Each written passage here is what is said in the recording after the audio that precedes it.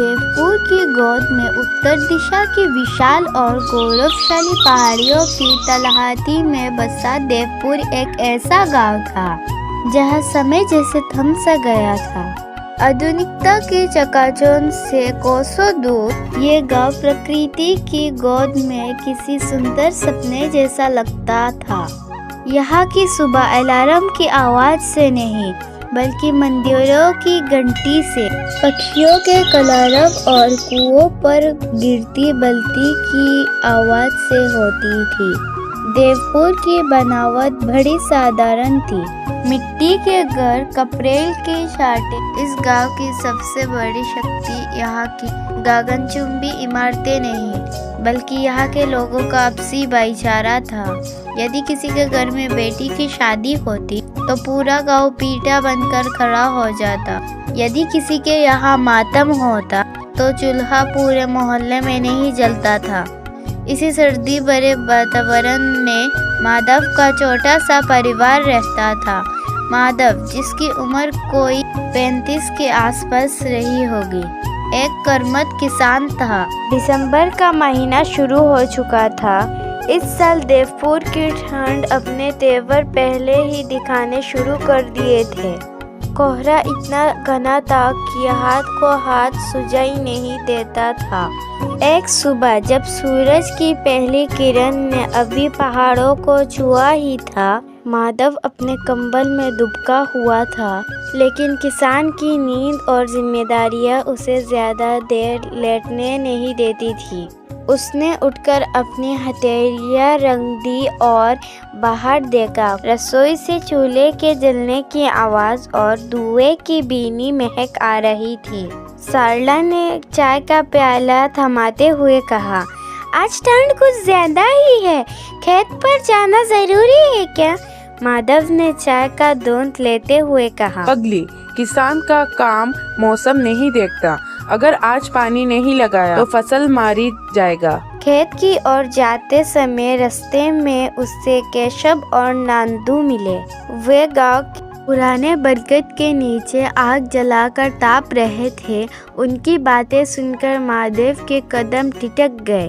केशव कह रहा था, नंदू, इस बार की ठंड जानलेवा होगी। सुना है शहर से आने वाले लोग कह रहे थे कि इस बार पहाड़ियों पर बर्फ का रिकॉर्ड टूटने वाला है। नंदू ने शियारते हुए जवाब दिया, हाँ भाई, पिछले साल ही जब मामूली ठंड थी तब भी उस पार वाले तोले के 3 लोग नहीं बच पाए थे। इस बार तो पता नहीं क्या होगा।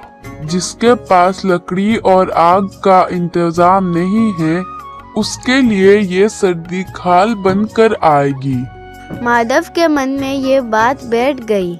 खाल बनकर आएगी, ये शब्द सुन के दिमाग में हथौड़ी की तरह बजने लगी। पूरे दिन खेत में काम करते हुए माधव के हाथ तो कुदाल चला रहे थे, लेकिन उसका मस्तिष्क एक अजीब सी उथल पुथल में था। वो बार बार पीछे फैले घने जंगल की ओर देखता। जंगल सूखे पेड़ों और टहनियों से भरा पड़ा था। अचानक उसके मन में एक विचार कूदा, अगर ठंड इतनी ही भयानक होने वाली है तो हर घर को आग की जरूरत होगी। गांव वाले तो हमेशा अंतिम समय पर जागते हैं। अगर मैं अभी से जंगल की सारी सूखी लकड़ियां बटोर लूं तो जब हाथ कांप देने वाली ठंड आएगी तब ये लकड़ियां सोने के बाद बिकेगी। शाम को घर लौटते समय उसकी आंखों में वो चमक नहीं थी जो थके हुए किसान की आंखों में घर लौटने पर होती है, बल्कि वह एक अजीब सी भूख थी, पैसा की भूख। उसने घर पहुंचकर सरला को अपनी योजना बताई। सरला ने रोटी बेलते हुए हाथ रोक लिए। उसने अचंभे से पूछा, माधव, हम किसान हैं, जरूरत भर की लकड़ी लाना हमारा हक है, लेकिन उसे जमा करके बेचना, क्या गांव वाले हमें बुरा नहीं कहेंगे? माधव ने झलक कर कहा, दुनिया बहुत बदल गई है सरला, बेचारा पेट नहीं भरता। अमन बड़ा हो रहा है, उससे अच्छे स्कूल भेजना है, तुम्हारे लिए गहने लाने हैं। ये मौका हाथ से चला गया तो हम फिर वही दो की रोटी के लिए तरसेंगे। सारला का मन नहीं माना, लेकिन वो चुप रही। उसे माधव की आंखों में एक ऐसा इंसान दिख रहा था जिसे वो पहले नहीं जानती थी। अगले ही दिन से माधव का नियम बदल गया। वो अब खेत कम और जंगल ज्यादा जाने लगा। सुबह अंधेरे में ही वो अपनी तेज कुल्हाड़ी लेकर निकल जाता। जंगल की शांत गहराइयों में उसकी कुल्हाड़ी की आवाज कचक कचक गूंजती रहती। वो केवल गिरी हुई लकड़ियां ही नहीं उठाता, बल्कि सूखे दिख रहे पेड़ों को भी बेरहमी से काट गिराता। दोपहर तक वो भारी भरकम बोझ अपनी पेट पर लाद कर लाता और घर के पीछे वाले बड़े अहाते में उन्हें सहेजने लगता। गांव वाले उसे देखते तो पूछते, माधव भाई, इतनी लकड़ी का क्या करोगे? क्या पूरे गांव का खाना तुम्हारे यहाँ ही बनेगा? माधव चालाकी से हंसकर कहता, अरे नहीं काका, घर की छत का मरम्मत करनी है। धीरे धीरे माधव के आंगन में लकड़ियों का एक पहाड़ खड़ा हो गया था। उसने इतनी लकड़ियां जमा कर ली थी कि शायद 3 साल तक उससे ज़रूरत नहीं पड़ेगी। लेकिन उसका लालच अभी तृप्त नहीं हुआ था। दिसंबर का दूसरा सप्ताह आया और अचानक मौसम ने करवट ली। आसमान में मटमैली बादल छा गई और देखते ही देखते मूसलाधार बारिश होने लगी।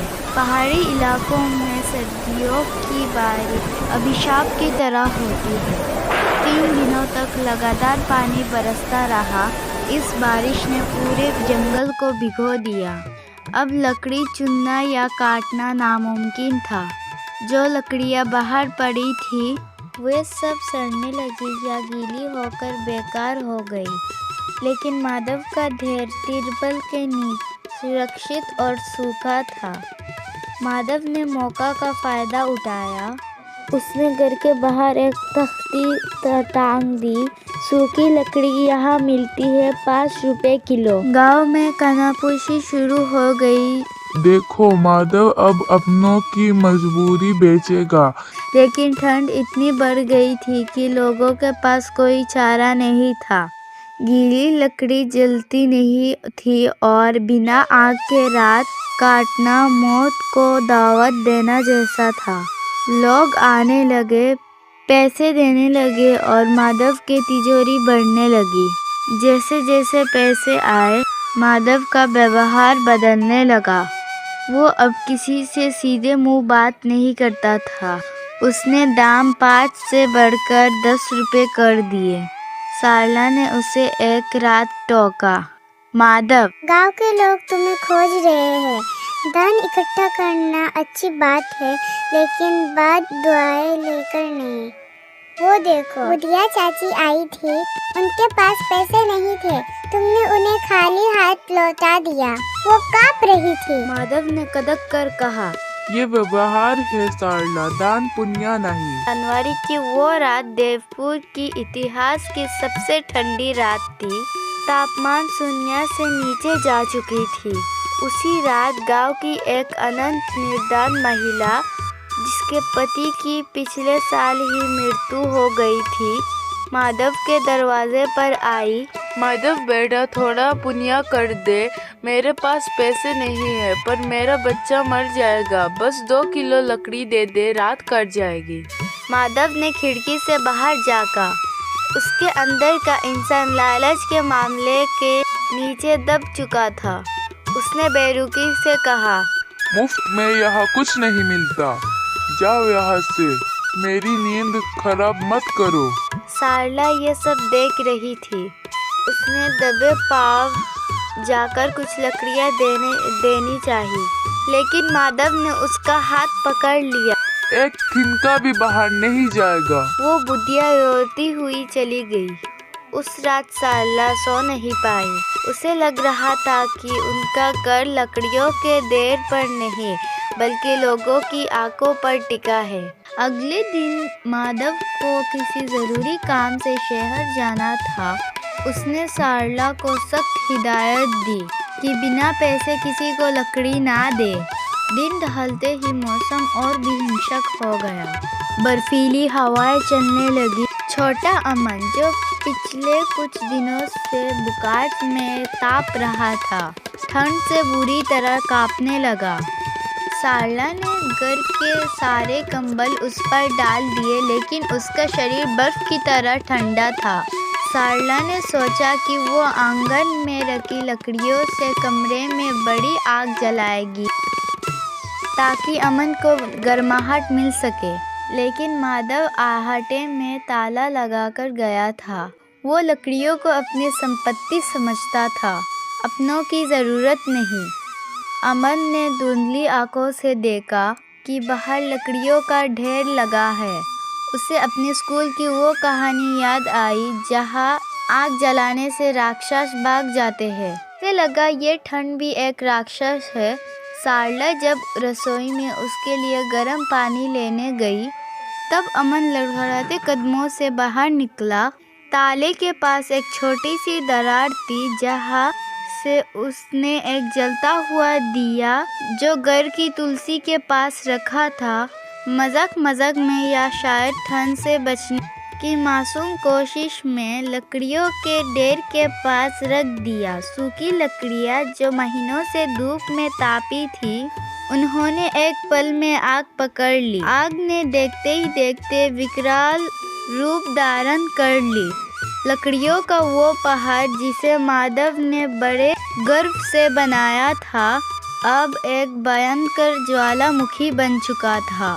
सारला चिल्लाई, आग आग! पूरा गांव इकट्ठा हो गया। अभी माधव शहर से लौटा। दूर से ही आसमान में उत्ती लापते देखकर उसका कलेजा मुंह को आ गया। वो बदबस होकर भागा। घर पहुंचा तो देखा उसका सफेद सोना लकड़ियाँ अब खाली राख में बदल रहा था। मेरी लकड़ियाँ, मेरा पैसा! वो चिल्लाया। तभी सारला ने लकड़ियाँ छोड़ो माधव, अमन अंदर है। वो लकड़ियों के ढेर के पास खेल रहा था।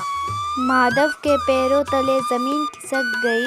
उसने आग में कूदने की कोशिश की, लेकिन गर्मियों ने उसे पकड़ लिया। वो लकड़ी का ढेर जिसे उसने दूसरों की जान बचाने के लिए नहीं, पैसे कमाने के लिए बनाया था, आज उसके अपने इकलौते बेटे की चिता बन चुका था। देवपुर की पहाड़ियों पर सूरज फिर निकला, लेकिन आज उसकी रोशनी में कोई चमक नहीं थी। माधव के घर की जगह अब सिर्फ काला धुआं और राख का ढेर था। उस राख के ढेर के बीच माधव बैठा था। उसके हाथों में वही कुल्हाड़ी थी जिससे उसने जंगल उजाड़ा था। उसके सामने अमन का अधजाला खिलौना पड़ा था। सारला पत्थर की मूर्त बन चुकी थी। उसकी आंखों के आंसू सूख चुके थे। गांव के बुजुर्ग केशव उसके पास आए और कंधे पर हाथ रखा। माधव ने सिसकते हुए कहा, केशव भाई, मैंने पैसे कमाने के लिए ये सब किया था। मैंने सोचा था कि मैं सबसे अमीर बनूंगा। केशव ने शांत स्वर में कहा, माधव, लकड़ी आग बुझाने के काम भी आती है और घर जलाने के भी।